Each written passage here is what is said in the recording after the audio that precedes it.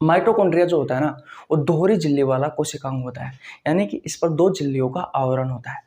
एक बाहरी, जिसे आप बाहरी माइटोकॉन्ड्रिया झिल्ली कहते हैं, एक आंतरिक, जिसे आप ये अंदर वाली, जिसे आप आंतरिक माइटोकॉन्ड्रिया झिल्ली कहते हैं। दोनों झिल्लियों के बीच में जो अवकाश होता है उसे झिल्ली अवकाश कहते हैं। इतनी बात क्लियर है।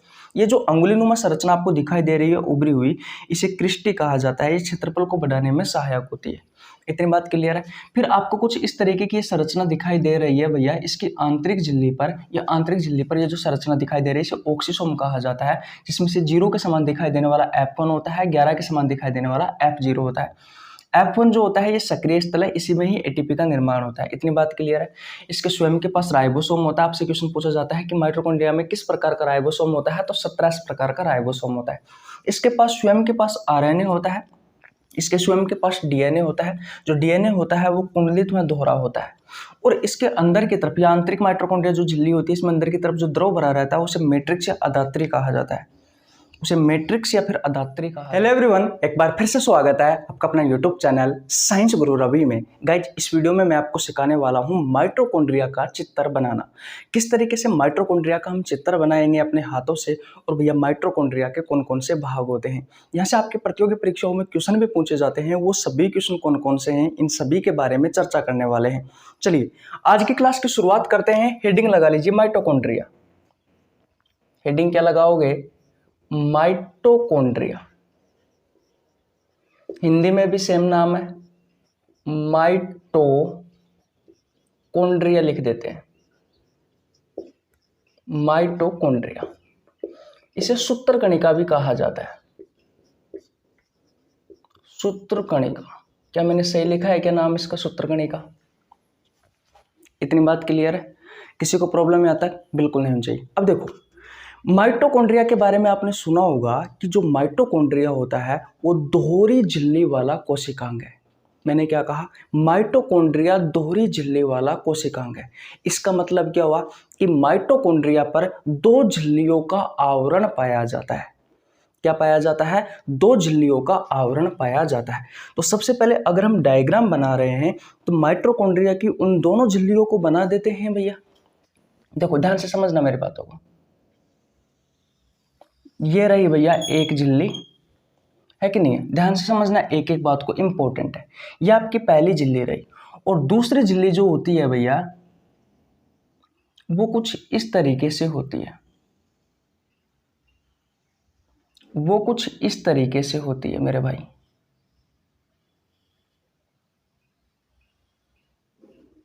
वो कुछ इस तरीके से होती है। मैंने आपसे क्या कहा? मैंने अभी तक आपसे सिर्फ इतना कहा है कि माइटोकॉन्ड्रिया जो होता है वो दोहरी झिल्ली वाला कोशिकांग होता है, यानी कि इस पर दो झिल्लियों का आवरण होता है। ये हो गई भैया आपकी सबसे बाहरी माइटोकॉन्ड्रिया आवरण या बाहरी माइटोकॉन्ड्रिया, बाहरी माइटोकॉन्ड्रिया झिल्ली। ध्यान से समझना भैया, नहीं तो फिर आपके क्वेश्चन रह जाएंगे। ठीक है, माइटोकॉन्ड्रिया दोहरी झिल्ली वाला कोशिकांग होता है। हमने दो झिल्ली बना ली है, यानी कि माइटोकॉन्ड्रिया पर दो झिल्ली का आवरण होता है। एक बाहरी होता है और दूसरा भैया हमें दिखाई दे रहा है ये वाला आंतरिक।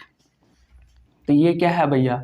ये है आंतरिक माइटोकॉन्ड्रिया, माइटोकॉन्ड्रिया झिल्ली। दो झिल्ली मैंने बना ली, एक बाहरी और एक आंतरिक। इन दोनों झिल्लियों के बीच में आपको कुछ अवकाश दिखाई दे रहा है, जैसे कि ये वाला जहां पर मैं अंगुली रख रहा हूं, इन दोनों झिल्लियों के बीच में ये अवकाश दिखाई दे रहा है। इस अवकाश को क्या कहा जाता है? इसे अवकाश झिल्ली कहा जाता है। या फिर झिल्ली अवकाश लिख दीजिए, कोई दिक्कत वाली बात नहीं है। इसे झिल्ली अवकाश भी लिख सकते हैं हम भैया। क्या लिख सकते हैं? इसे हम झिल्ली अवकाश भी लिख सकते हैं। ध्यान से समझना, एक एक पॉइंट समझ में आएगा बहुत अच्छे से। इसे हम झिल्ली अवकाश भी लिख सकते हैं। इतनी बात क्लियर है? तो यहां तक तो कहानी आपको बहुत अच्छे से समझ में आ गई होगी कि माइटोकॉन्ड्रिया पर दो झिल्लियों का आवरण होता है। जो बाहरी झिल्ली होती है उसे बाहरी माइटोकॉन्ड्रिया झिल्ली कहा जाता है, जो आंतरिक झिल्ली होती है उसे आंतरिक माइटोकॉन्ड्रिया झिल्ली कहा जाता है, और बीच में झिल्ली का अवकाश होता है। ठीक है। अब यहाँ पर आपको ये अंगुली नुमा उभरी हुई संरचना दिखाई दे रही होगी, ये वाली, है कि नहीं है। तो ये जो अंगुली नुमा उभरी हुई संरचना होती है ना, ये वाली, ध्यान से समझना, अंगुली नुमा उभार जो आपको दिखाई दे रहा है, ये अंगुली नुमा जो उभार होता है, इसको कहा जाता है क्रिस्टी। इसे क्या कहा जाता है? इसे क्रिस्टी कहा जाता है। और ये क्या काम करता है? ये क्षेत्रफल को बढ़ाने का काम करता है। ये क्षेत्रफल को बढ़ाने का काम करता है। ये क्षेत्रफल को बढ़ाने का कार्य करता है।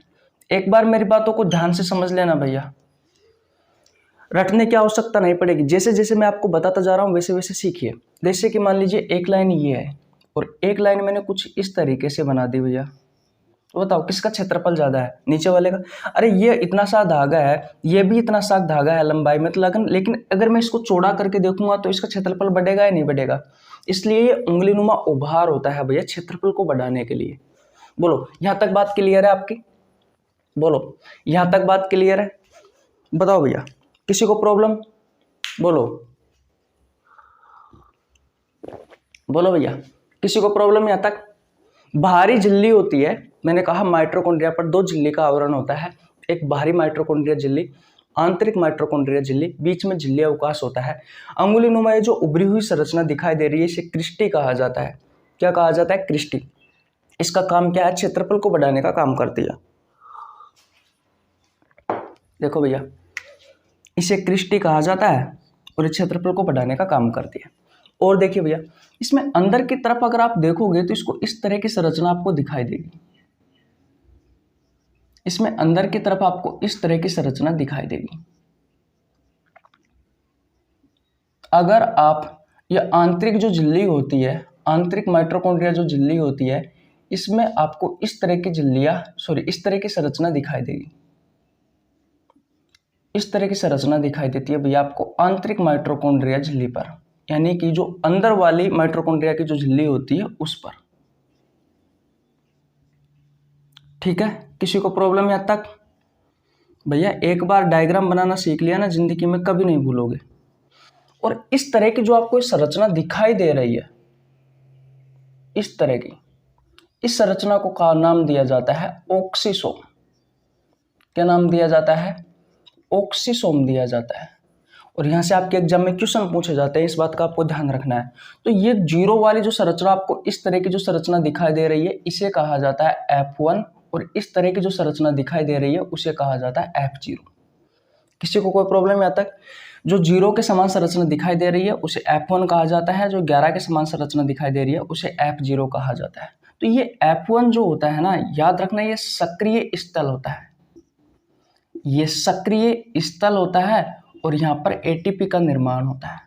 माइटोकॉन्ड्रिया में ऊर्जा बनती है, वो इसी जगह पर बनती है, ये F1 ही बनाता है भैया। तो यहाँ पर एटीपी का निर्माण होता है। आपसे क्वेश्चन पूछा जाता है कि निम्न में से कौन, ऑक्सीसोम का कौन सा भाग एटीपी बनाने में सहायक होता है, F1 या F0? तो कौन सा है? F1 है भैया, ध्यान से, F1 है। कौन सा भाग है? F1 है मेरे भाई। बोलो इतनी बात क्लियर है या नहीं है? इतनी बात क्लियर है? किसी को प्रॉब्लम? बिल्कुल नहीं होनी चाहिए। एक बार मैं आपको वापस रिवीजन करवा दूंगा, लेकिन फिर मैं बता देता हूँ। अब देखो, ये जो आंतरिक झिल्ली होती है माइटोकॉन्ड्रिया, किसके बीच में कुछ द्रव तो भरा हुआ रहेगा भाई, इसके बीच में कुछ तो द्रव तो भरा हुआ होगा। तो यहाँ पर कुछ द्रव होता है भैया, यहाँ पर क्या होता है? यहाँ पर द्रव भरा हुआ रहता है। यहाँ पर क्या भरा हुआ रहता है? इस आंतरिक झिल्ली पर, आंतरिक झिल्ली के अंदर की तरफ द्रव भरा हुआ रहता है। तो ये क्या है? ये द्रव है भैया। ये क्या है? ये द्रव्य है। और इसे क्या कहा जाता है? ये आंतरिक जो द्रव्य है जिसको, इसको कहा जाता है मैट्रिक्स। इसे मैट्रिक्स या फिर अधात्र कहा जाता है। अधात्र क्या कहा जाता है? अधात्र या फिर मैट्रिक्स कहा जाता है। बोलो किसी को प्रॉब्लम? अधात्री भी लिख सकते हो आप इसे, इसे अधात्री या फिर मैट्रिक्स कहते हैं। बोलो यहाँ तक किसी को प्रॉब्लम भैया? बोलो अब तक किसी को कोई प्रॉब्लम आई यहाँ तक? देखो थोड़ा सा समय लग सकता है, लेकिन आपको बिल्कुल भी डाउट नहीं रहेगा। इतनी बात क्लियर। अब देखो, ये जो माइटोकॉन्ड्रिया होता है ना, इसके पास स्वयं का राइबोसोम होता है। क्या होता है? स्वयं का राइबोसोम होता है। तो भैया ये मैंने राइबोसोम बना दिया, ये मैंने क्या बना दिया?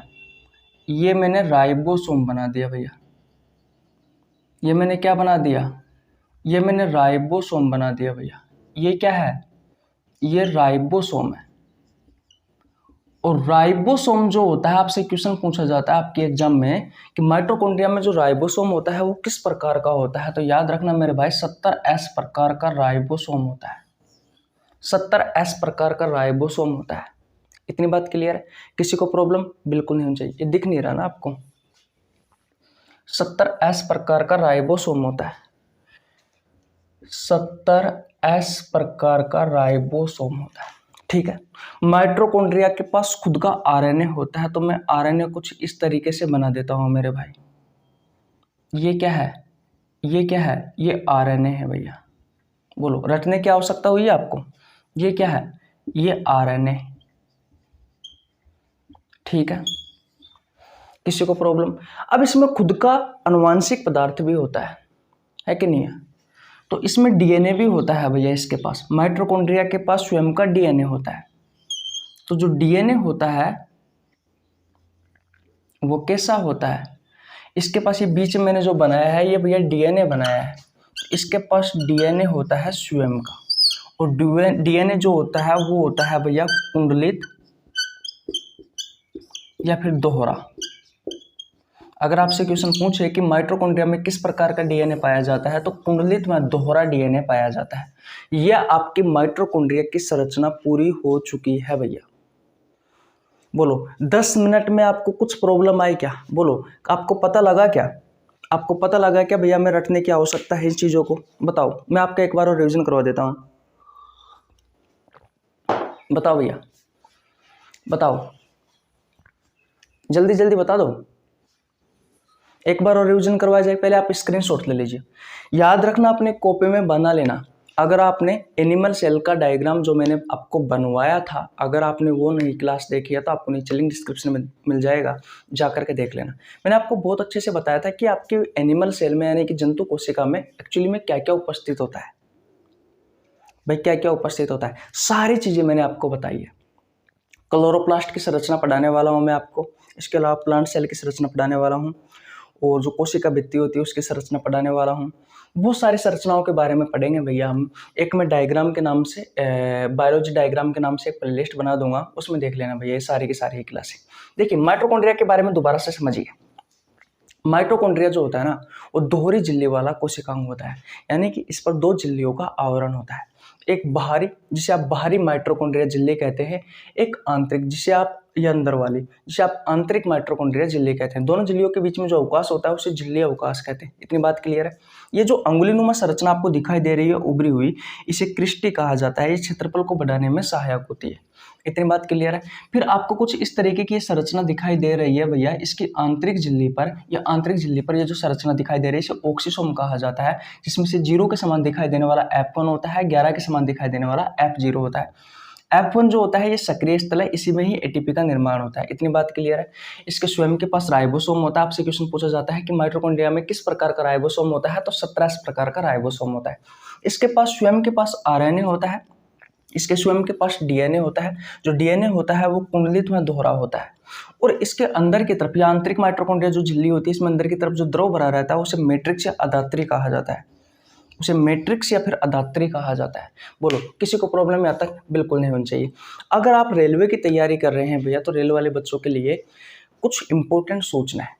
मैंने 1 फरवरी से जनशताब्दी एक्सप्रेस बैच की शुरुआत की थी, जिसमें मैं आपको बायोलॉजी के प्रीवियस ईयर के क्वेश्चन करवा रहा हूँ चैप्टर वाइज। जूलॉजी कंप्लीट होने वाली है, रेस्पिरेटरी सिस्टम बचा हुआ है। उसके अलावा भैया हमने बहुत सारे चैप्टर करवाए हैं, उसमें कोशिका वाला चैप्टर भी करवाया है, ह्यूमन डिसीज वाला चैप्टर भी करवाया है, इसे हम माइक्रोबायोलॉजी में पढ़ते हैं। बॉटनी में हम सेल वाला चैप्टर भी पढ़ते हैं भैया, ऐसी बात नहीं है। तो कुछ चैप्टर है वास्ट। वैसे जूलॉजी कंप्लीट है आपकी। अब बॉटनी के कुछ चैप्टर बचे हुए हैं, तो आपके एग्जाम के पहले आपका पूरा सिलेबस करवा दिया जाएगा।